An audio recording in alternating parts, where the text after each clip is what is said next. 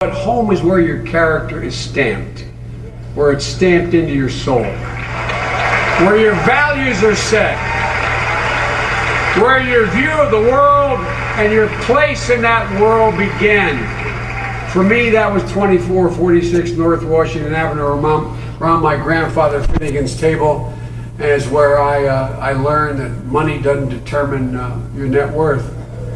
That no one, I mean this sincerely. This is not hyperbole. This is deadly earnest. I learned that no one is more worthy than you, and everyone is your equal. I learned from my mother, Captain Eugenia Finnegan Biden, that, and she said this so many times. She'd look you in the eye and say, "Joey, look at me.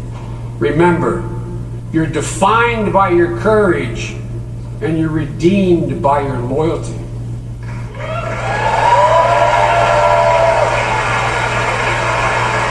She'd go on to say, because everybody's had tough times, she said, as long as you're alive, you have an obligation to strive, and you're not dead until you've seen the face of God. What I learned here from my father is that I could be anything I wanted to be, that anything could be accomplished. This is not a joke. This is real. That the measure of your character is not whether you get knocked down, you fall, because you will. The measure is how quickly you get up. I learned about resilience from my father, who, like many of you and many of your parents, made what I call the longest walk. The longest walk any man and woman can make is up a short flight of stairs to their child's bedroom to say, "Honey, I'm sorry. We can't live here anymore. We lost the house. Or daddy or mommy doesn't have a job." I remember my dad making that walk, moving us to my grandfather's home.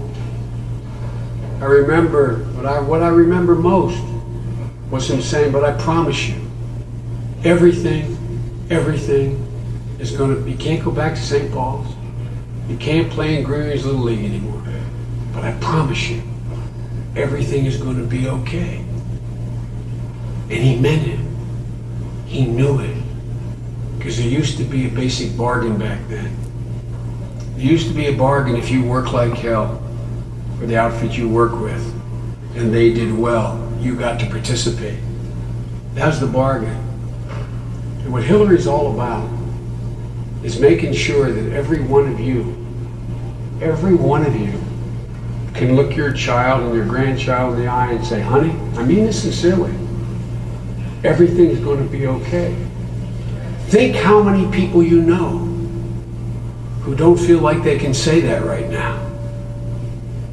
My father, when he said it, on the balls of his heels, he meant it, because he thought that there's just a clear shot if you worked hard. Everything I learned at my father and grandfather's table was reinforced by my neighbors and my friends all around this town. Pride, independence, resiliency. When I moved away from Scranton, I was going into 4th grade, but I never left. I spent summers, holidays, college weekends, weddings, funerals, first communions, bat mitzvahs. And by the way, for me, it was Nailed Park. It wasn't the lake.